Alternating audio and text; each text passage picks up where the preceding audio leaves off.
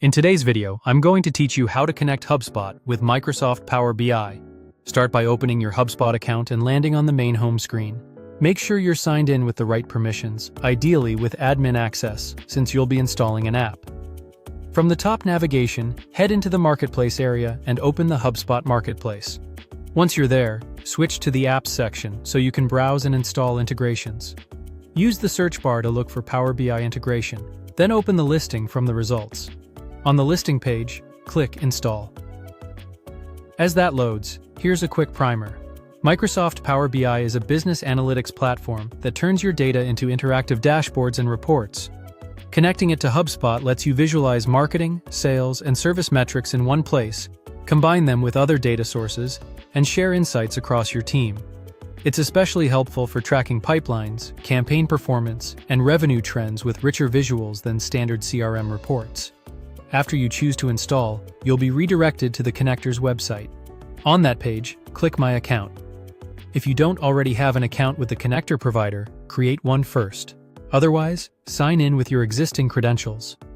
When your details are entered, click Sign In to continue. Once you're in the dashboard, locate the HubSpot Power BI connector and click Get Started. For this walkthrough, choose Start Free Trial so you can test the connection and explore features before you commit to a plan. You can always upgrade later based on your needs. Next, click Authorize HubSpot. You'll be taken back to HubSpot to grant the connector permission to read the data it needs, like contacts, companies, deals, tickets, and related objects. Select the correct HubSpot account if you have more than one, then confirm the account selection. Review the access details, check the box to agree to the terms and conditions, and proceed. To finish, click Connect App. The connector will finalize the link between HubSpot and Power BI. After this completes, you'll be prompted to subscribe and select the plan that fits your usage.